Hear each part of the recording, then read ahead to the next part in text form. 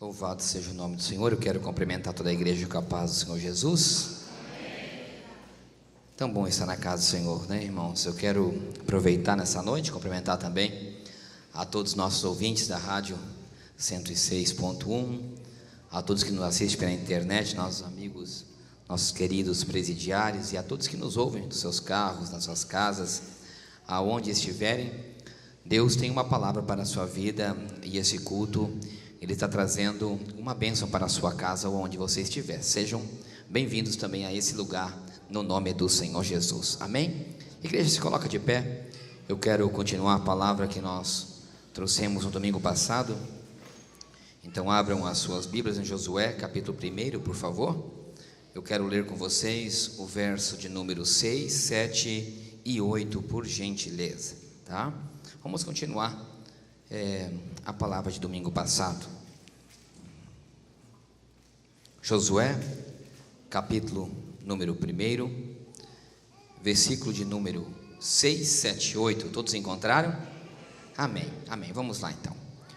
Esforça-te, tem bom ânimo, porque tu farás a este povo herdar a terra.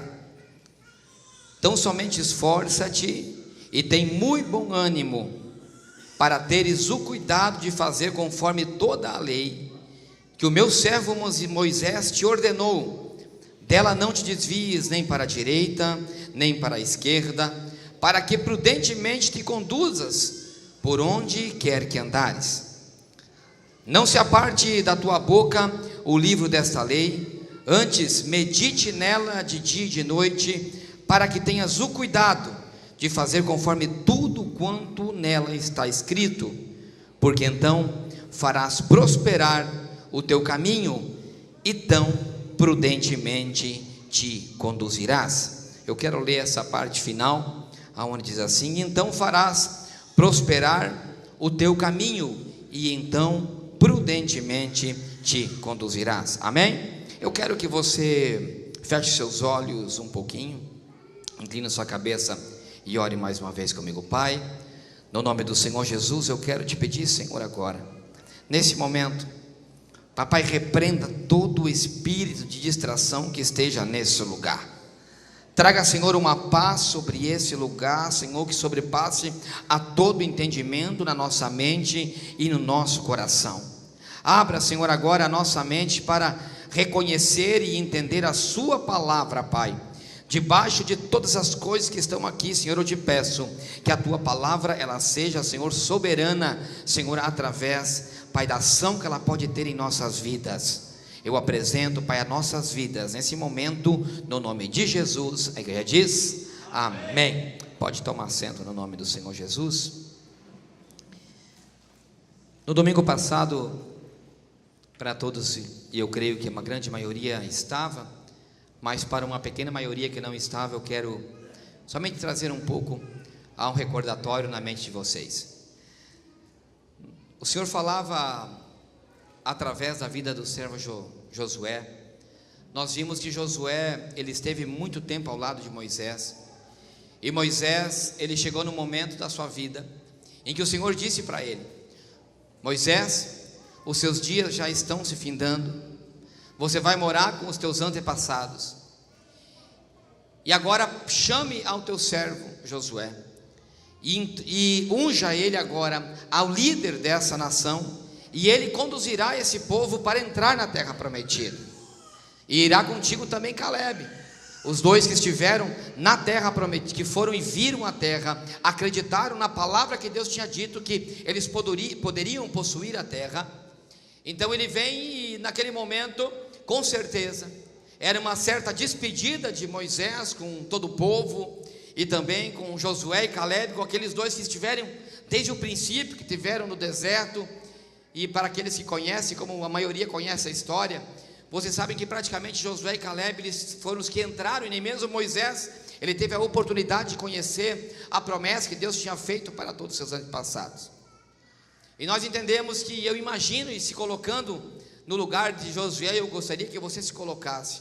Você imagine, você, alguém que teve um dos maiores profetas de toda a história, ou inclusive o escritor da Torá, das leis, enfim, de uma grande maioria, ou dos 5 primeiros livros da Bíblia. Moisés, o grande libertador de Israel, tendo como o teu inspirador, o teu tutor, o teu ensinador, o teu maior professor do teu lado, aquele que com certeza direcionava Josué em todos os momentos. Eu imagino que Josué, na sua caminhada cristã, ele ia pedir um conselho para Moisés, e Moisés colocava aquele conselho preciso para ele, porque pelo homem de Deus que era Moisés, não seria diferente. E de repente, aquele menino, aquele moço, porque era jovem, ele toma uma responsabilidade tão grande, e ele perde a maior pessoa que estava do seu lado, aquele que lhe dava o seu braço de apoio, e era a sua muleta, digamos assim. De repente, do dia para a noite, ele fica sem ela, e muito pelo contrário, ainda toma uma responsabilidade ainda maior, de conduzir aquele povo para a sua terra prometida. Eu imagino que isso, se nós nos colocamos no lugar dele, não é fácil para nenhuma situação, porque nós somos pessoas em que sempre nos espelhamos em outras, nos apoiamos em outras, e sempre dependemos um dos outros. Mas de repente, você ficar sozinho, com toda uma responsabilidade dessa, não é algo que é muito fácil para ninguém. E chega o Senhor e coloca Josué nessa situação, e era praticamente dizendo assim para ele: Josué, é hora de você amadurecer, é hora de você caminhar com as suas próprias pernas. E eu olho para a igreja de hoje, eu comentava isso no domingo passado, que a igreja de hoje é uma igreja imatura, de um modo geral, tanto espiritualmente como em inúmeras áreas das nossas vidas. A nossa geração é uma geração que depende de muitas coisas. Hoje eu conheço pessoas e vejo pessoas que são extremamente dependentes da internet, por exemplo. Elas dependem praticamente da internet de tudo, para fazer pesquisas, para seguir conselhos, e inúmeras coisas são apoiados em algumas outras coisas. Outras são em pessoas, uma se apoia no pai porque tem uma situação financeira um pouco melhor, outra no esposo ou na esposa. Enfim, existem muitas muletas, e sem contar naqueles que dependem espiritualmente do outro, e diga assim: olha, se fulano está naquela igreja, eu estou com ele. Quando ele sai daquela igreja e vai para outra, ele vai atrás. Nós percebemos que tem pessoas que elas andam num certo bando e confiam uma nas outras, de tanta maneira que se arranca aquela pessoa, parece que tudo se cai. E tem pessoas que são assim, elas confiam tanto num homem espiritual, tanto numa mulher espiritual, que se aquele pastor cai, ele desvia metade da igreja. A gente vê isso, igrejas que têm uma quantidade de membros enormes, uma igreja que anda super bem, aí do dia para a noite acontece alguma coisa com o pastor ou com a pastora, eles mudam, ou até mesmo mudam de um lugar por outro, e essa pessoa, ela fala assim: não, agora aquela igreja vai morrer, aquela igreja ela vai desaparecer. E eu confesso para vocês que, para mim, na minha concepção, isso é uma imaturidade espiritual tão grande, porque nós não podemos depender de pessoas para sermos conduzidos no mundo espiritual. Nós temos que termos a nossa direção através da palavra que Deus nos entrega, através da intimidade em que eu tenho com Ele. Eu não posso ser irrelevante e dizer que nós não aprendemos um com outros, porém eu também não posso ser infantil espiritualmente suficiente para depender de uma outra pessoa para eu ser conduzido no mundo espiritual para o céu, ou para que eu cresça espiritualmente. E isso é que eu olho na igreja de hoje. Eu vejo pessoas que não olham para o Senhor, não olham para a sua palavra, eles olham para as pessoas e culpam as situações, as pessoas que estão na igreja. Então, se a igreja vai mal, é porque o pastor vai mal. Se a situação A ou B não vai bem, é porque sempre nós encontramos um culpado para determinadas situações. E eu confesso para vocês que muitas vezes eu encontro que a culpa, ela está muito mais em nós do que em qualquer outra coisa. Porque ontem nós tivemos aqui um culto tremendo com os jovens, maravilhoso, Fábio, foi algo tremendo. Todos nós estávamos aqui de joelho aqui na frente, e uma das palavras que o Senhor nos trazia, que me chamou muito a atenção, é onde que Ele disse que nós somos santificados pela oração e pela palavra. Isso quer dizer que eu não sou santificado, ou seja, que a minha vida espiritual, ela não depende de alguém, ela depende da minha santificação, a minha conclusão do projeto que Deus tem para a minha vida. E que eu sei, se você está aqui na igreja, eu creio, é porque você tem um projeto espiritual na sua vida. Eu não creio que alguém vem na igreja para aprender a ganhar dinheiro. Eu não creio que alguém vem na igreja para aprender a ter um conhecimento teológico, porque isso há escolas, há cursos. Eu creio que se alguém vem na igreja, é porque ele quer ter um encontro com Deus, ele quer crescer espiritualmente e conquistar algo que a igreja deixou de buscar, que é o quê? Que é buscar a salvação no reino dos céus. E quando eu encontro essa palavra, e por isso eu queria continuar daqui para frente, Josué teve que amadurecer. Josué simplesmente ele perdeu a maior pessoa em qual ele podia confiar. Eu quero te dizer algo, meu irmão e minha irmã. Vai chegar um dia na sua vida em que você vai ter que tomar as decisões. Eu quero te dizer algo e marque isso na sua Bíblia se for necessário. Haverá um dia em que Deus vai te colocar numa situação em que a decisão vai ter que tomar você. Não vai ter que tomar o pastor, não vai ter que tomar o teu conselheiro. Sabe por quê? Porque as maiores vitórias que nós temos na vida são quando nós tomamos algumas decisões. São quando nós nos colocamos de pé para decidir o que nós temos que fazer. E eu quero te dizer algo, igreja do Senhor. Espiritualmente dizendo, é hora da igreja amadurecer e tomar as suas decisões espirituais. E quando nós lemos essa passagem de Josué, inúmeras vezes eu ouvi essa palavra sendo pregada, e por isso eu fiz uma ênfase em nós repetirmos 2 vezes.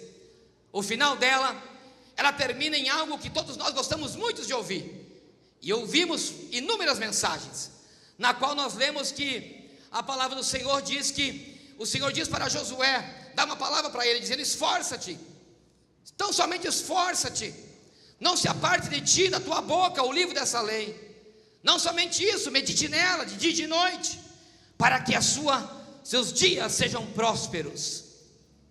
E nós pegamos essa palavra prosperidade, e essa palavra prosperidade está tão ligada com a igreja de hoje. É tão forte a ligação da igreja com a prosperidade, que é uma coisa incrível. Existem campanhas de prosperidade. Nós olhamos para uma igreja e vemos uma edificação linda, maravilhosa. Uma igreja em que membros no estacionamento, medimos a igreja olhando para o estacionamento, porque olhamos quanta quantidade de carro tem e o nível de carro que se encontra em cada estacionamento. Nós dizemos: nossa, a igreja do fulano é cheio de carros lindos, maravilhosos. Meu Deus, o pessoal do dinheiro congrega naquela igreja. Nós olhamos para uma igreja edificada, linda, maravilhosa, uma quantidade de membros, galerias, instrumentos, som, e você fala: meu Deus, mas que igreja linda, maravilhosa e próspera, eu quero congregar aí, porque aí está uma prosperidade. Quanto dinheiro não gastaram para edificar aquela igreja? Por quê? Porque a igreja de hoje existe uma ligação muito forte com a prosperidade. E o dicionário nos diz isso. Dicionário português, ou espanhol, ou de alguma língua, ou melhor, a palavra objetiva do nome prosperidade é ligada ao enriquecimento e ao crescimento do nível de alguma pessoa. O dicionário diz isso. Mas eu olho para o original, e aqui é onde eu queria começar a mensagem. Eu olho para o original e eu encontro que a prosperidade no Antigo Testamento, em algumas passagens, e principalmente relacionada com Josué, tem um significado totalmente diferente.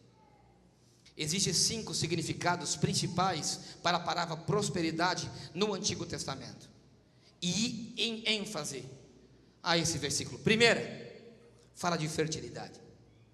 Segunda, fala de permanecer vivo. Terceira, fala de agir sabiamente. Quarta, de estar descansado. E quinta, ela fala de gordura e de abundância na sua última instância. É por isso que a Bíblia, pastor Everton, fala muito de gordura, porque a gordura ela ligava a parte linda do carneiro, a qual era queimada e sacrificada.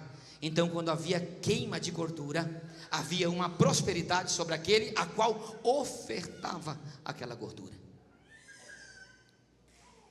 Então vocês vejam que quando nós lemos isso, esforça-te, tenha bom ânimo, tão somente siga o livro dessa lei. Então tem pessoas que dizem assim: meu Deus, eu vou pegar a Bíblia, eu vou virar crente, e isso é uma realidade nos dias de hoje. Eu vou para a igreja porque a minha vida está uma desgraça, o meu casamento está destruído, então vou na igreja para quê? Para que o Senhor restaure o meu casamento.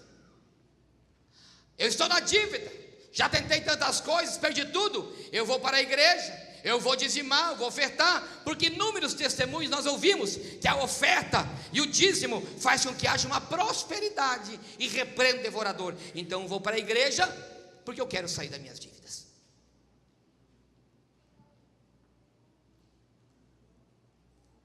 Também existe aqueles que vêm para a igreja porque uma enfermidade tomou conta do seu corpo e chegou ao seu estágio final.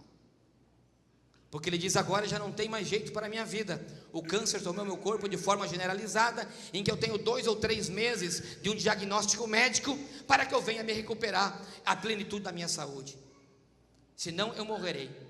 Então ele vem para a igreja porque ele quer um milagre da parte do Senhor. Então a igreja de hoje, sem dúvida, é uma igreja ligada à prosperidade ao mundo físico.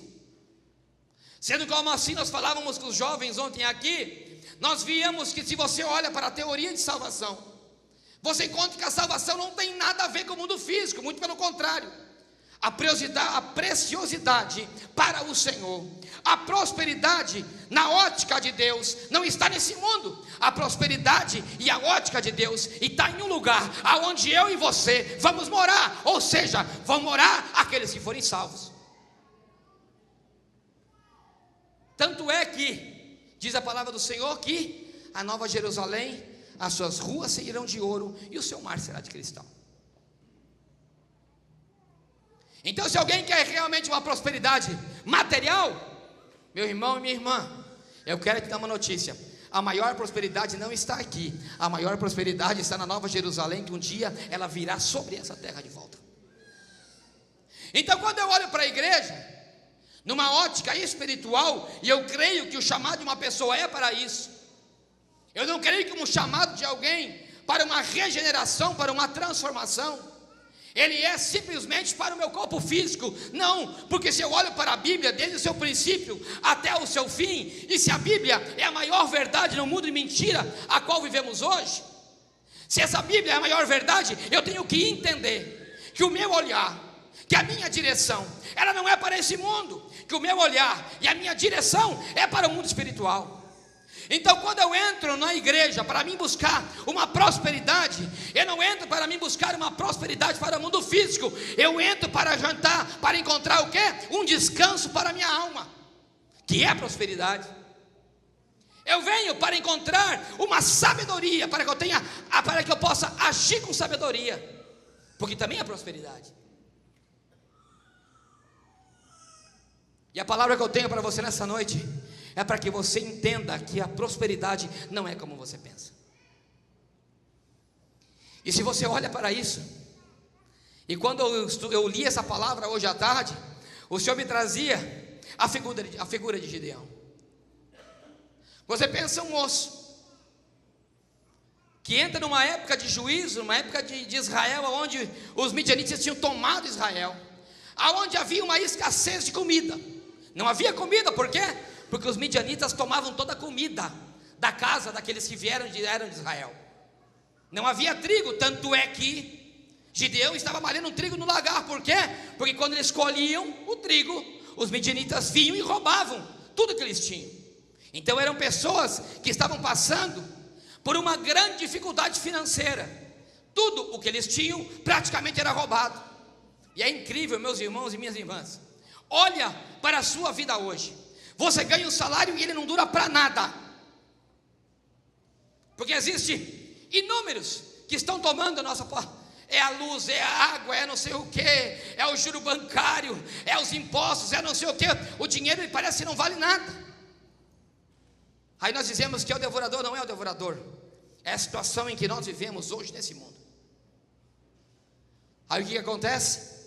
Aquele moço, ele se tranca dentro de um lagar, no lugar onde fazia uva, aonde fazia vinho, que macetava a uva, e ele está ali colhendo aquele trigo. Colheu o trigo, escondeu, por quê? Porque ele quer ter o trigo para alimentar a sua família. Ele está guardando aquilo ali, as 7 chaves, com medo de que os midianitas venham tomar dele. O que acontece? Diz que veio um anjo do Senhor e diz para ele: varão valoroso. Ele diga: eu? Ele diz isso para o anjo: eu? Varão valoroso, por quê? Se a situação em que eu vivo não tem nada a ver com a promessa que foi feita para meus anos passados. Veja que Gideão conhecia a promessa que tinha sobre a vida dele, a palavra que tinha sido liberada para a vida dele. Então ele chega: eu valoroso? Ele diz: sim, você é varão valoroso. Eu vou te levantar, sabe para quê? Para você libertar a esse povo da mão dos midianitas. Ele fala assim: impossível, eu, um Zé Ninguém. Aí ele fala: mas eu vou fazer uma prova contigo então, ó Deus. Você espera só um pouquinho, que eu vou pegar um boi e eu vou sacrificar. E isso é tremendo, sabe por quê? Alguém que está passando fome, alguém que está na necessidade, sendo roubado, sem dinheiro nenhum, ele pega um boi que era o mais precioso, porque um boi, se era uma vaca, por exemplo, ele poderia dar leite, ele poderia matar, ter dentro da casa dele comida por quanto tempo para toda a sua família. Ele fala: não, se é Deus que está falando comigo, eu acredito na palavra, se Ele vai me tirar dessa situação, eu acredito na promessa, então eu vou ofertar aquilo que eu não posso ofertar, e aí eu saberei se é Deus. A igreja de hoje não é assim, Elias, sabe por quê?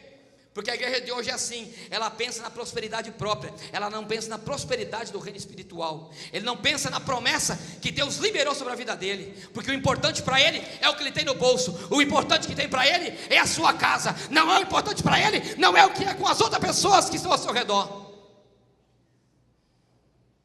O que acontece com aquele moço? Aquele moço, ele se levanta. O que ele faz? Ele oferta, ele sacrifica. Por quê? Porque ele queria que Deus realmente derramasse de toda a sua bênção sobre a vida dele. Mas ele não queria uma bênção financeira, ele queria ter uma mudança de uma vida interior. Por quê? Porque aquele moço estava aprisionado em alguma situação da vida dele, a família passando necessidade. Ele queria sair de uma condição para ele estar numa condição melhor, mas como pessoa, não somente como finanças. Por isso que você percebe que ele diz: eu não tenho condições, mas Deus diz para ele: eu estarei contigo. Sabe o que eu quero que você entenda nessa palavra? E pegando a pessoa de Gideão, que maior transformação que ele teve, sabe qual que foi? Não foi ele somente em ser um líder, foi Deus colocar dentro do seu interior um valor de ele entender que ele era capaz de sair daquela situação com as suas próprias forças. O que Deus está falando para Gideão? A tua condição é a mesma de Josué. Agora você se levanta e você vai sair disso aí, porque eu estarei contigo. Sabe o que eu quero dizer com isso também, meu irmão e minha irmã? Que essa condição que para você parece uma dificuldade tão grande, eu não estou falando de prosperidade, eu estou falando de Deus te dar uma prosperidade ainda maior, assim como é no original. Ele te dá sabedoria para você sair de uma situação a qual nos teus olhos parecem impossíveis. Isso é prosperidade. Outra pessoa que o Senhor me trazia, Elias, livro de Reis. Elias, um grande profeta, um grande homem de Deus. Para aqueles que conhecem a história, ele enfrenta um rei muito maldoso. A mulher dele manda matar Elias, ele vai e se esconde, fica com medo. E antes disso, o Senhor já tinha dado uma palavra para ele que ele entregou. Vocês lembram que ele falou que haveria seca sobre a terra? O que aconteceu? E o Senhor disse para ele: olha, Elias, pega, sai dessa terra, vai para a beira de um ribeiro, que lá os corvos vão te alimentar, e dali você vai beber água. Elias se levanta e vai. No momento certo ele se levanta, vem. Deus usa ele para desbancar aqueles vários profetas de Baal. O que acontece com ele? Elias é perseguido e ele vai se esconder dentro de uma caverna. Deus chega no momento e bate na porta e fala assim: ei, Elias, sai para fora, Elias. Elias vem para fora. E ele fala: o quê? vem para fora, levanta e vai, enfrenta, volta pelo mesmo caminho a qual você veio até essa caverna. Sabe o que é mais difícil, meu irmão? Ele não queria sair lá de dentro. Que era uma reportagem que eu vi hoje cedo com a minha esposa no Globo Rural. Sabe qual que é o maior problema da igreja de hoje e das pessoas de hoje? Quando eu falo, é de um modo geral, quando as pessoas se sentem desacreditadas, quando elas acham que elas não são possíveis de sair de algumas situações. Nós vimos uma reportagem hoje do Globo Rural. Eu gosto muito de assistir Globo Rural, eu levanto cedo domingo só para assistir Globo Rural. E a reportagem era numa região onde era um assentamento. Então várias famílias, elas eram assentadas ali, e as pessoas vinham engano. Essas pessoas são muito pobres, muito simples, enfim. Eles plantavam, por exemplo, banana, e as pessoas vinham e compravam por R$2, R$1, R$2 a caixa. Então uma técnica agrícola, ela se levanta e começa a fazer um trabalho nessa comunidade. E ela começou a ensinar eles a plantarem as suas verduras, e fizeram um sistema cooperativista para que eles conseguissem arrecadar em mais quantidade e vender em mais quantidade para alguns planos do governo, em algumas situações da cidade, em que eles conseguiriam arrecadar mais dinheiro. Então, por exemplo, eles plantavam banana, antes a caixa que eles vendiam a R$2, agora eles vendiam a R$20 a caixa. Então eles conseguiam e tiveram uma prosperidade maior. Então, na reportagem que a repórter faz com a técnica agrícola, referente àquele programa, que é algo que está em muita expansão entre os pequenos agricultores, e ali nisso nós vimos uma reportagem de uma senhora morena, chorando com muitas lágrimas, mostrando uma casa, primeiro de pau a pique, uma casa aquelas de barro, mostrou o quarto, e depois ela entra numa casinha, simplesmente com as paredes levantadas de tijolo, assim, muito simples, e ali ela começa a mostrar: aqui vai ser meu quarto, aqui vai ser o quarto da minha filha, aqui do meu neto, porque ela não tem esposo, eles cuidam do sítio assim sozinhos. E quando ela fala assim: eu ter uma casa de tijolos e os móveis dentro da minha casa, esse é o meu maior sonho. Aquela mulher começa a chorar. E aquilo foi algo muito forte, irmão, sabe por quê? Porque eu olhei para aquilo e Deus começou a falar comigo. Porque o Senhor falou para mim assim: isso é prosperidade, aquilo ali é prosperidade. E eu falo com Deus: mas como? Ela mal e mal tem uma cama para dormir. Eu falo: sim, ela é uma mulher próspera, porque ela conseguiu sair de uma situação a qual ela nunca imaginava que ela ia conseguir sair. E hoje ela olha para aquilo que ela construiu, e é algo muito grande para que ela tenha construído. Eu entendo que a prosperidade não está na quantidade monetária, mas sim no valor das coisas conquistadas. E quando aquela mulher falou assim: o meu sonho é ter a minha casa de material mobiliada, era o sonho daquela mulher. E aquela técnica agrícola, quando a repórter pediu para ela assim: qual foi a maior dificuldade que você teve? Ela teve a maior dificuldade foi eu fazer eles acreditarem que eles eram possíveis de sair daquela situação, que eles tinham capacidade de sair daquela situação. Aí ela disse: mas por quê? Ela disse: porque eles foram muitas vezes enganados, muitas vezes eles foram roubados, e a derrota vivia dentro do coração deles. E Elias estava nessa situação. Elias se sentia sozinho, sem força, perseguido por um mundo exterior muito grande, perseguido pela mão maligna de uma rainha e de um rei, que matava profetas. Então a única coisa que ele pega, ele faz, ele foge. Porque assim nós somos, irmãos. Nós fugimos de situações. Nós preferimos nos esconder numa caverna, ficar no anonimato escondido, do que nos colocar de pé e enfrentar um problema que lhe parece gigantesco. Aí o que diz o Senhor para Elias? Elias, sai daí, Elias, levanta. E ele tenta ainda se esconder, diz que ele se esconde debaixo da sua capa. E o Senhor volta a dizer para ele: sai para fora, Elias, e volta pelo caminho que você fez. Sabe o que Elias fez? Elias, ele acreditou na palavra que o Senhor tinha dado para a vida dele. Elias acreditou que aquela palavra que o Senhor direcionava para ele, e ele estava sozinho. Escute mais uma vez, eu quero dizer uma coisa para você. Aquele homem estava sozinho, e Deus falou com ele. Sabe, eu quero dizer para você nessa noite que você não precisa de ninguém. Deus pode falar com você diretamente. Somente esteja ligado na palavra dele. Não fique olhando para a direita, que é isso o que o Senhor estava dizendo para Josué. Josué, não olhe para a direita, não olhe para a esquerda, simplesmente medite nessa palavra de dia e de noite, que os seus dias serão prósperos. Sabe o que eu quero dizer, igreja do Senhor? Amadurecimento é o que nós temos que ter. Nós devemos estar longe, e não digo longe, mas em si, eu vou usar outra palavra. Nós devemos deixar de confiar em sistemas religiosos. Nós devemos deixar de confiar em palavra profética liberada por alguém. Porque tem gente que, queira ou não, é caça profeta, irmão. Ele tem que ir numa oração aonde que tem um profeta para falar com ele. É hora de nós amadurecermos e entendermos que a maior prosperidade que um homem e que uma mulher pode ter é ele acreditar na palavra que Deus dá para ele quando ele está sozinho. Eu vou te falar por quê. Uma irmã conversava comigo e me contava uma situação dela, que ela tinha que tomar uma decisão, e ela estava esperando uma resposta de Deus. E nós que somos crentes, nós esperamos a resposta de Deus em inúmeras maneiras. E ela tem que mudar de cidade, fazer uma situação que é muito importante para ela, para sua família, para várias coisas.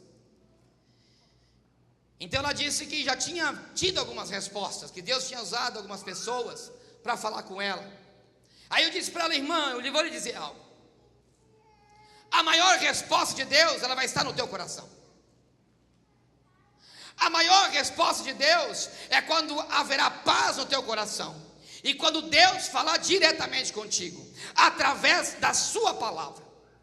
E quando você tomar essa decisão da direção de Deus, aí as coisas vão ser diferentes. E ela disse: mas por quê, pastor? Eu digo: sabe por quê? Porque na Bíblia eu vejo que inúmeros homens e mulheres de Deus, direcionados pela palavra de Deus, eles tiveram muitos problemas na sua vida. Muitos. Não é porque Deus estava com ele que a coisa era fácil, pastor Everton. Não é assim. Nós vemos Josué em inúmeros problemas na sua vida, na luta que ele teve para quê? Para conquistar a terra prometida. Nós vemos Elias, Eliseu e inúmeros outros com problemas gigantescos na sua frente, mesmo depois de ter a certeza de que Deus era com eles. Então eu disse para ela: sabe por quê, irmã? Porque se você vai lá na frente naquela decisão, e foi Deus que te direcionou, e a palavra veio dele e de ninguém, não vai te gerar confusão no futuro.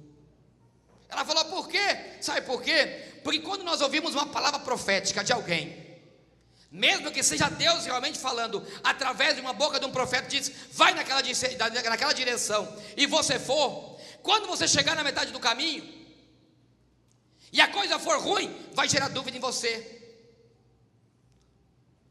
Será que aquela palavra que o profeta me entregou era de Deus? Será que eu estou indo, e a palavra era de Deus? Será que aquela palavra que o profeta me entregou realmente era de Deus?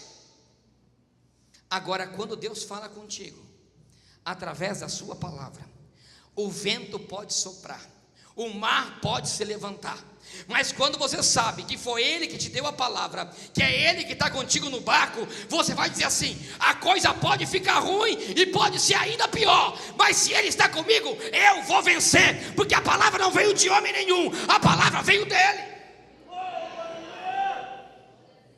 Isso é amadurecimento espiritual. Isso é prosperidade. Isso é prosperidade, irmãos. Prosperidade é o quê? É você permanecer vivo no original. Sabe o que é isso, pastor Everton? Nos dias de hoje, quem está vivo é próspero, principalmente no âmbito espiritual. Quantos dentro da igreja com um monte de dinheiro, carro novo, só que morto espiritualmente? Quantos? Quantos pastores, pregadores, mortos espiritualmente em cima de púlpitos, desistindo de fazer a obra a qual Deus entregou nas mãos deles. Por quê? Isso não é prosperidade, porque a prosperidade também é ligada à fertilidade, ou seja, de gerar outros frutos. Você quer conhecer alguém próspero na igreja? Olhe para o seu redor. Olhe para o seu redor, Augusto. Olha quanto bem espiritual que ele provocou para alguém, ou quanta destruição espiritual a qual ele ocasionou. Estou te falando de homens, mulheres de Deus. Olhe em volta e você vai saber se você há prosperidade ou se não há prosperidade.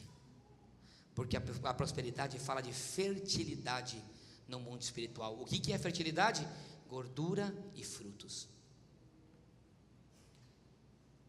Quer saber se você é próspero?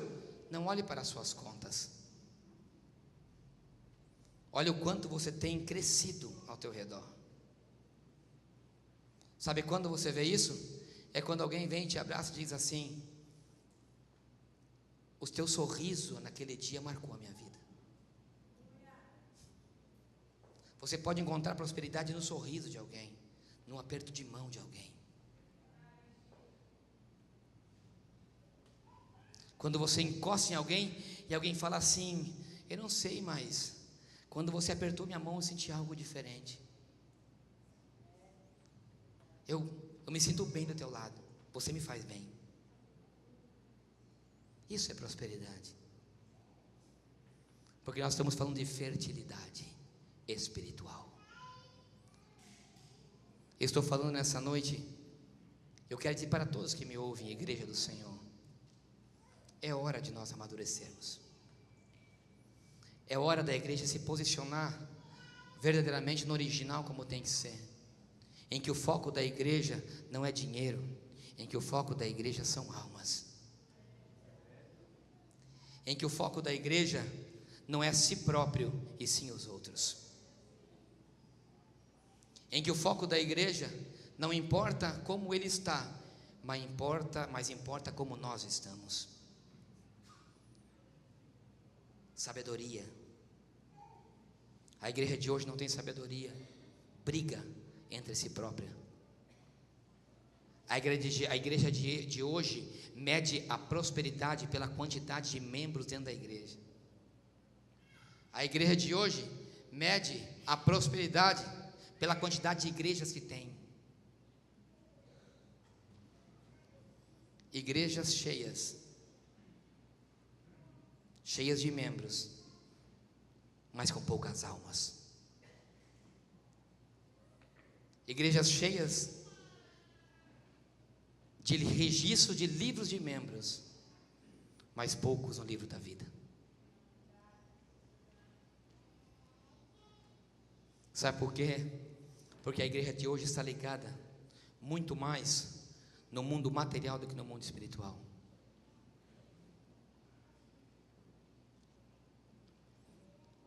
Desculpa eu falar para você, mas eu me incluo nisso. Sabe por quê?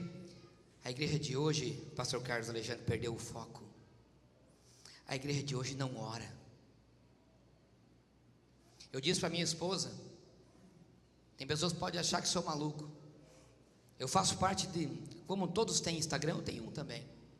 E eu sei que muitos podem olhar para o meu Instagram e falar assim: ó, pastor, ó, não posta nada da igreja, só posta foto, algumas fotos. Por que não promove a sua igreja?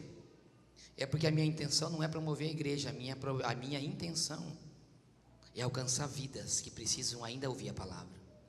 Então, se você olha as pessoas que eu sigo, nenhum é crente. Não sigo crente, muito pelo contrário, eu sigo doidão, eu sigo camarada tatuado, eu sigo mulheres que são lésbicas, porque eu quero olhar as fotos delas. Não quero olhar a foto delas. Sabe o que eu quero? Eu quero curtir a foto dela para que ela olhe no meu. Então no meu não vai ter um rótulo de igreja, Sementes da Fé. No meu vai ter, quem sabe, uma foto minha, ou uma foto, uma paisagem, mas ali embaixo vai estar um versículo bíblico em inglês. aonde está dizendo: Jesus te ama, eis-me aqui, eu quero te servir. Então, enquanto muitos pensam que está desviado, querendo olhar coisas assim, mente. Sabe por quê? Porque o foco é diferente. O meu foco não é me promover, o meu foco é ganhar almas. O meu foco não é promover a igreja, o meu foco é promover o nome de Jesus.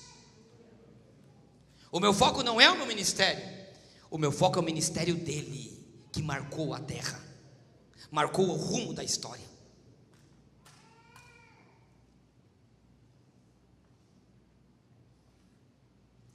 Porque a prosperidade, meu irmão, está nós fazemos o reino dele crescer e não o nosso reino. Então o Senhor, ele chega e diz para Josué: Josué, esforça-te, porque a terra prometida está aí na frente. Eu já vou concluir. Josué, seja valente, Josué, não afaste da sua boca o livro dessa lei. Ele dá 3 coisas para Josué, nos 3 versículos, no 6, no 7 e no 8. Abra comigo, leia de novo para você ver. Josué capítulo 1, verso 6. Ele diz assim no verso 6: Josué, esforça-te, tem bom ânimo, porque tu farás este povo herdar a terra que eu jurei para os seus pais. Ele diz: Josué, tu herdarás as terras que eu, o Senhor, jurei para os teus pais. Sabe o que ele está dizendo para Josué? Sabe qual que é a palavra que ele entrega para Josué? A promessa que ele entrega? Ele está dizendo: Josué, confia na minha palavra e de mais ninguém. Agora eu quero te perguntar alguma coisa. Você confia na palavra do Senhor? A tua confiança está na tua conta bancária ou na promessa que Deus te fez? A tua confiança está na igreja em que você congrega ou a tua confiança está na palavra do Senhor?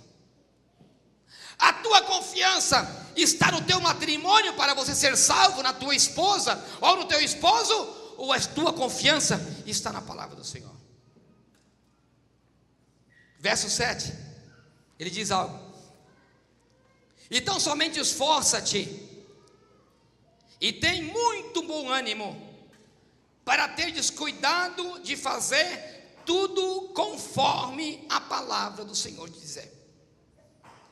E Moisés te ordenou que dela não te desvies, nem para a direita e nem para a esquerda, para que prudentemente te conduza. Sabe o que o Senhor estava dizendo para ele? Você confia na minha palavra? Então agora anda nela, caminha conforme a tua palavra diz. Confia conforme. E agora ele diz: não confia na minha. Você anda conforme a lei que Moisés escreveu. Que era o quê? Era a Torá que ele tinha na mão.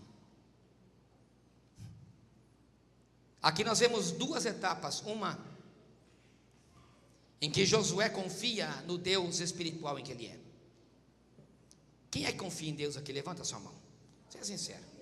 Você confia em Deus de verdade? Confia? Confia? Uma pergunta falando. Confia, amém? Amém. Amém. Então ele está dizendo, em outras palavras, agora, confia, mas então anda conforme a lei está escrita, ou seja, anda conforme isso aqui que está na minha mão diz.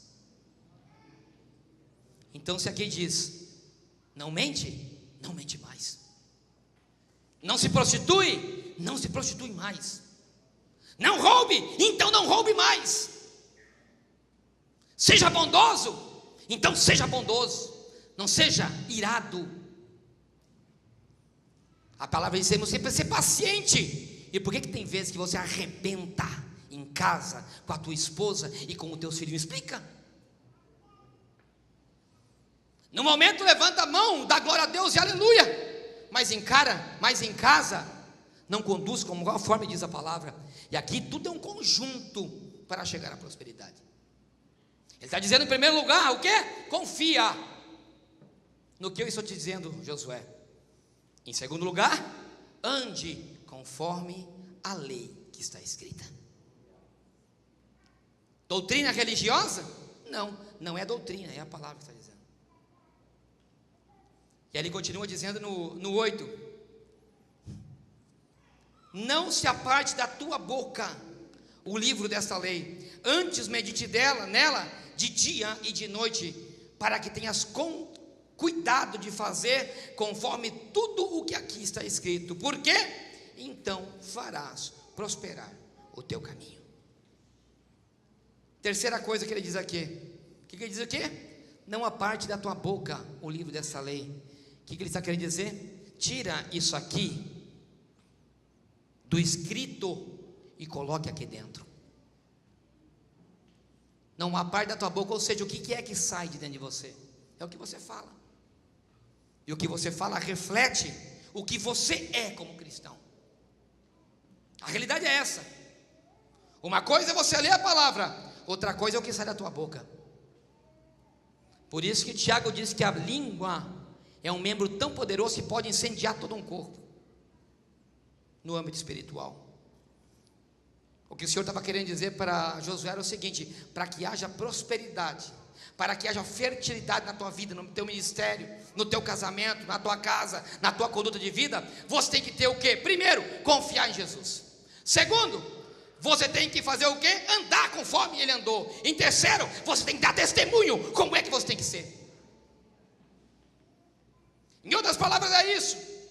Confiar em Deus é fácil. Eu sou crente, eu levanto a minha mão, eu vou na igreja, sábado, domingo, não saio da igreja, em tudo quanto lugar eu estou, eu confio em Deus. Eu leio a Bíblia, eu oro, mas o testemunho está longe da boca, a lei está longe dos seus lábios, a lei está longe das suas atitudes. É uma palavra dura, irmão? Não, não é dura. Sabe por quê? Porque essa palavra que vai transformar a sua vida. É uma palavra dura? Não, está te chocando, quem sabe está te confrontando. Mas não tem coisa melhor. E Tessalonicenses, capítulo 1 Tessalonicenses, se eu não me engano, 5:2 por aí, diz que o evangelho é assim. Diz que a palavra de Deus ela é assim. Ela provoca dor quando você lê. Só que essa dor, ela provoca alegria no mundo espiritual. É diferente do mundo, que ele provoca dor, e essa dor leva à morte, diz a palavra.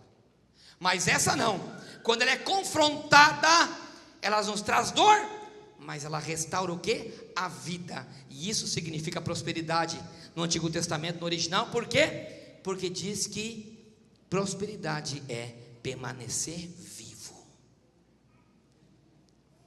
E você está vivo ou está morto espiritualmente? Não existe coisa mais tremenda, meu irmão. Eu falava isso para Deus hoje, quando eu estava de joelho aqui orando antes do culto. Eu disse: Senhor, que semana maravilhosa. Quinta-feira a irmã lá do Rio trouxe uma palavra tremenda, uma alegria no culto. Na quinta-feira de manhã nós estávamos 5:30 da manhã aqui orando. Uma delícia. Na sexta-feira, uma presença de Deus, né, irmão Claudinei? Algo tremendo que a gente não queria nem ir embora daqui. Sábado de manhã viemos de novo orar de madrugada. De noite estávamos aqui com os jovens, num culto tremendo. Uma presença de Deus. Deus falou poderoso com a gente aprendeu tanto. Aí hoje, mesma coisa à tarde. Levantamos, louvor em casa, almoço juntos em família. Aí de tarde fui ver meu pai. Aí eu cheguei em casa, fui ler a palavra e fazer isso aqui que nós estamos falando hoje. Aí chego agora e continuo, quer dizer, desde quarta-feira. Na presença de Deus não tem algo mais gratificante, não tem algo melhor do que você estar vivendo a palavra do Senhor. Eu não estou falando de religião, eu estou falando de uma conduta de vida. Eu estou falando de uma transformação que ela acontece dentro de mim, naturalmente. É algo que transforma o meu eu, é algo que muda a minha maneira de pensar. Eu posso ter, e como eu tenho, inúmeros problemas. Inúmeros. Uns que dá medo de enfrentar. Mas você fala, eu sei que estou na direção, que Deus está me direcionando.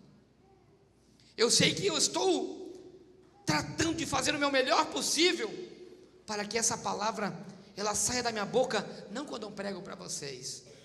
E Deus conhece meu coração e sabe a minha oração. Para que isso aqui seja o meu dia a dia, do meu levantar até o meu deitar. Para que eu possa falar, não com palavras somente de púlpito, mas que eu possa falar de Deus nas minhas atitudes do meu dia a dia, na minha conduta. Porque aí sim eu estou deixando que essa palavra transforme o meu coração e a minha vida. E é isso que vai fazer nós termos a maior prosperidade que nós podemos ter, que é a prosperidade de entrar no céu. Sabe o que eu estou querendo dizer para a igreja de hoje? Esqueça desse mundo daqui, esqueça. Isso aqui não vale nada. Ame mais as pessoas que Deus colocou do teu lado. Ame mais as coisas que Deus colocou na sua mão. Ame mais a tua alma e a alma dos outros. Não veja as pessoas pela sua aparência física. Veja as pessoas pelo espiritual que ela é, pela pessoa que ela é por dentro. Não tem coisa mais linda do que essa prosperidade aqui, viver dentro da nossa vida. E tem vezes, meus irmãos, que parece que a coisa está tão distante. Tem vezes que a gente parece se sentir assim tão sozinhos. Tem vezes que parece que você fala assim, mas meu Deus, a minha promessa, ela nunca vai acontecer. Aonde que está a promessa que Deus fez para mim? Cadê? Não é verdade que às vezes nós parece que, aonde é que está, né? Ele parece, meu Deus, parece que as coisas não acontecem. Eu já vi tantas vezes Deus falar. Eu já vi, Deus usou quantos profetas diferentes para falar comigo. Deus já falou comigo na sua palavra mesmo. Ele mesmo já falou comigo na sua palavra.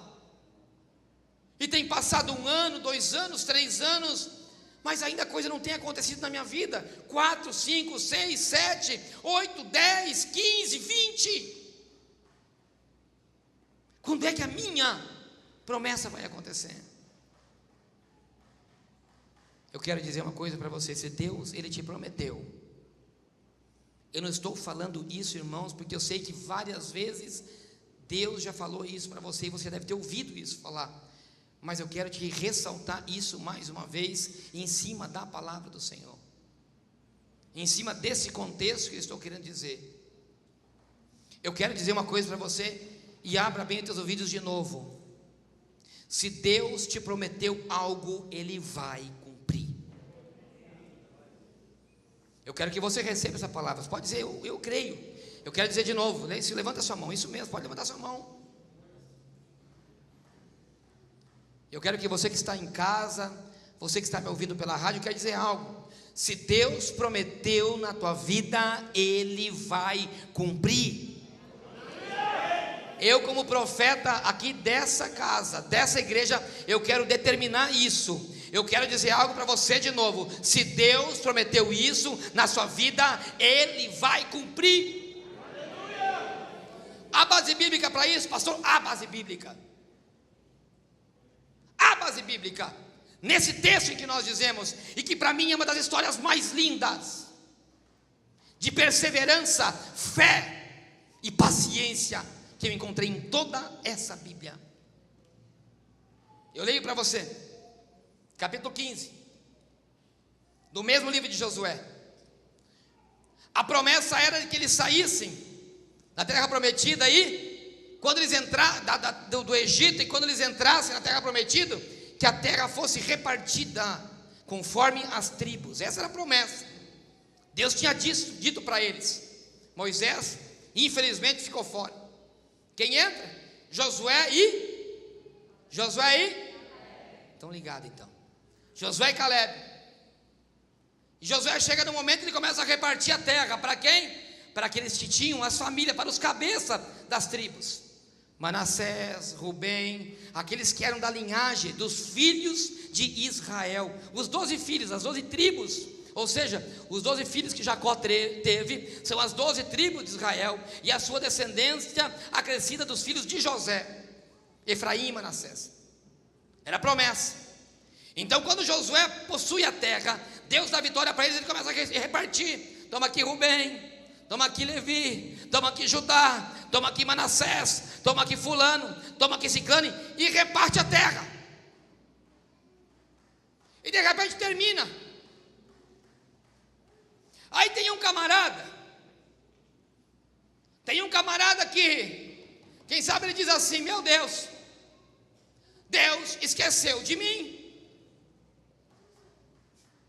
Foi repartida toda a terra e cadê a minha? O nome daquele moço era Caleb, porque no capítulo 34 do livro de Deuteronômio, Deus usa a vida de Moisés e diz assim: Josué e Caleb entraram na terra, toda será repartida, mas porém Caleb, diz o Senhor, depois você lê, diz assim: será repartido para ele, para a sua descendência e para toda a sua herança. 45 anos se passam, eu não vou ler, mas depois você lê capítulo 15. 45 anos. Quando Caleb recebeu a palavra de promessa profética, ele tinha 40 anos de idade. Nos 40 anos ele disse: pronto, agora a minha bênção chegou. Luta com Josué, luta com eles, possui a terra, marcha junto com eles, destrói Jericó. Imagina a luta daquele moço, passou toda a vida no deserto, já um homem barbado, com família. Aí ele chega na sua casa e diz: olha, Deus me prometeu mulher, filhos, olha que benção, vamos lutar, vamos ficar juntos, vamos ficar aqui firme, aqui nessa igreja, nessa palavra que nós recebemos. Vamos ficar firme, olha, vamos conquistar, vamos lutar. Não, mas a coisa está ruim, a terra prometida não chega. Quem sabe a mulher dizia para ele: ô Caleb, vamos desistir disso. Olha o fulano, olha o ciclano já abandonou, olha o tetrano já voltou para trás. Aí Caleb dizia: não, eu tenho uma palavra, eu recebi uma promessa de Deus, eu estou firme, eu vou lutar, eu vou até o fim. A coisa pode estar ruim, mas eu vou lutar, eu vou continuar marchando, eu estou nisso. Aí chega a hora da bênção. Aí quem sabe ele se prepara e fala assim: vamos lá, hoje vai ser a festa, hoje vai ser o dia. É mesmo? Ele fala para a mulher assim: vai ser, vamos se veste, pega uma roupa nova, vai lá, compra uma roupa para você, para os teus filhos, vai no cabeleireiro, se arruma, fica linda, tem um jantar de consagração e de distribuição da terra. Verdade, vai ter lá. Só para vocês entenderem. Então se arruma todo mundo bonitinho. Caleb coloca o seu maior terno, vai, senta e diz assim: é hoje que eu recebo a minha herança. Então ele chega, tem a festa, aí Josué se coloca de pé e começa a chamar: vem Arildo, receber a tua porção. Arildo vem, pega aqui, então aqui, você vai ser daqui até aqui, essa vai ser a tua terra. Obrigado, valeu. Aí vem: pastor Everton, vem agora é a tua vez, toma aqui a tua promessa, vai lá, recebe. A tua terra vai ser daqui até Santa Terezinha. Irmão Demivaldo, pega a tua aqui agora, vem aqui, irmão Demivaldo, a tua vai ser de Santa Terezinha até São Miguel. Vem aqui, Silas, a tua vai ser aqui de Medianeira até Céu Azul. Aí todo mundo feliz, de repente acaba a distribuição da terra. Aí a mulher chega e fala assim: ô Caleb, esqueceram de ti.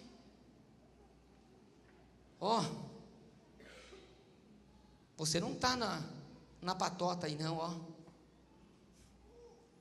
Será que Deus esqueceu de você? Será que aquela promessa realmente era verdadeira? Será que aquilo que Moisés te entregou era verdade?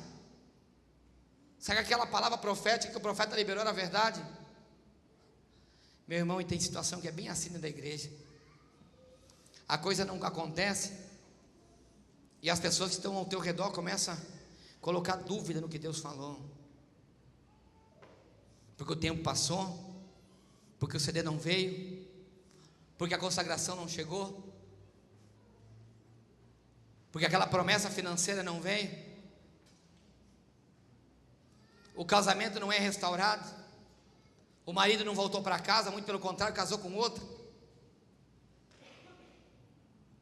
E passa um ano, passa 2 anos, passa 3 anos, e a coisa não chega. E quando parece que vai chegar, parece que na hora H o inimigo se levanta. Aí sabe o que Josué faz? Depois você lê, diz que Josué se coloca de pé. E eu vou ler, que é tão lindo, é tão fantástico, que ele diz assim, deixa eu achar aqui.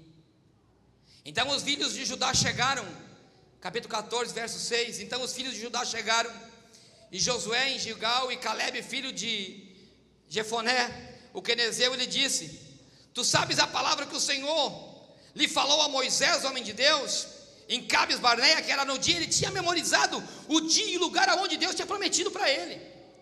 Ele diz assim: da idade de 40 anos eu era, quando Moisés, o servo do Senhor, me enviou a Cades Barneia e espiar a terra, e eu lhe trouxe uma resposta, como seria no meu coração. Mas os meus irmãos que subiram comigo fizeram derreter, isso ele está dizendo para Josué, fizeram derreter o meu coração do povo, e eu porém perseverei em seguir ao Senhor Deus. Ele diz: eu perseverei no Senhor. Então Moisés naquele dia jurou, dizendo: certamente a terra que pisares os teus pés será tua e de teus filhos em herança perpétua, pois perseverastes em seguir ao Senhor teu Deus. Aí ele diz assim: e agora, eis que o Senhor me conservou em vida, como disse, 45 anos se passaram até agora, desde que o Senhor falou através da vida de Moisés, andando em Israel, ainda no deserto, e agora eis que hoje sou da idade de 85 anos. Aí ele diz assim: mas eu ainda hoje estou forte, como o dia em que Moisés me enviou. Meu Deus, meu irmão, que coisa tremenda. Sabe o que está dizendo? A fé que eu tinha no dia em que Moisés me prometeu, que me liberou aquela palavra, eu continuo tendo ainda até hoje, 45 anos depois.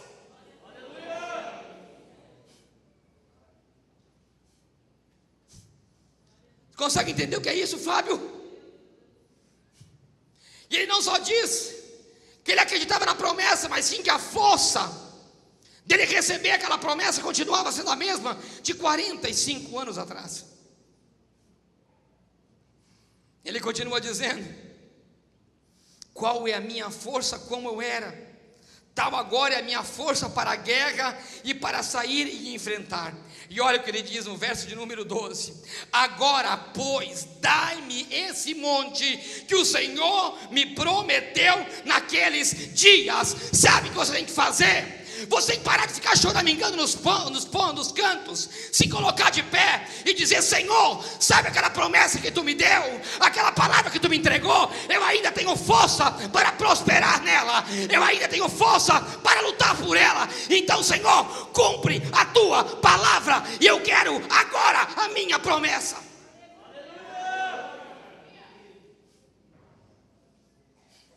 Sabe o que aconteceu? Josué pegou e disse assim: de tal lugar a tal lugar será teu, Caleb. E a história diz que Caleb, com seus 85 anos, ele tomou o lugar que não era muito bom, era um monte. Diz que aquele lugar onde habitou Caleb era um lugar onde não havia prosperidade, muito pelo contrário, havia ainda luta. Escute isso, ele ainda tinha que pelejar para conquistar aquele monte aí, que eu quero dizer como há fundamento bíblico, que por mais que o Senhor te prometeu, por mais está demorando, mesmo que depois que você receba a tua promessa, a dificuldade ela vai haver, só que você tem que estar forte, confiante no Senhor, que Ele vai estar contigo. E Ele disse: eu estarei com o Senhor, e Ele estará comigo, e eu conquistarei todo aquele monte. Lute pelas suas promessas, lute pela palavra que o Senhor te entregou, mas aquela que Ele entregou para o teu coração de verdade, aquilo que verdadeiramente Deus te entregou, não o que te entregaram. Ele disse: foi o Senhor que me deu. Foi o Senhor que liberou a palavra lá em Cades Barneia. Escuta que eu vou te falar uma coisa. Quando Deus fala, marca a sua vida. Quando Deus te dá uma promessa, você lembra de detalhes do dia em que Ele te entregou. Quando uma palavra ela é de Deus, ela marca o seu coração. Comigo acontece exatamente como acontece com Caleb. Eu me lembro detalhes de lugar aonde eu estava, como eu estava, em que condições eu estava, em que Deus falou no meu ouvido, Ele diretamente. Eu posso citar algumas situações e várias. Eu tenho fotografias na minha mente em que eu não esqueço nos dias em que Deus me entregou algumas palavras, mas não foi profeta, foi Ele que me entregou. E vou te falar mais: as maiores promessas em que eu recebi foi quando estava pagando um preço tremendo, de joelho, me prostrando aos pés do Senhor, clamando a sua misericórdia e que Ele me socorresse. Sabe por quê? Porque diz a palavra do Senhor que a minha força não está em mim, mas a minha força está no meu Senhor. E como é tremendo, e diz o Salmo 127 no verso número 2, diz a palavra do Senhor: de que vale você levantar cedo, dormir de madrugada e comer o pão das dores? O Senhor, Ele cuida, Ele ama e lhe dá àqueles mesmo que estão dormindo. Sabe o que isso quer dizer? Não quer dizer que você tem que estar dormindo na tua casa, que Ele vai te dar o teu pão. Isso é no âmbito espiritual. Escute, nada vale você lutar pelas promessas do Senhor com as tuas forças, de dia e de noite, porque quando Ele ama, mesmo que você esteja dormindo, Ele estará lutando pela sua promessa. É isso que Ele quis dizer. Porque aí não são pão de dores, porque o Senhor, Ele cuida daqueles a qual Ele ama.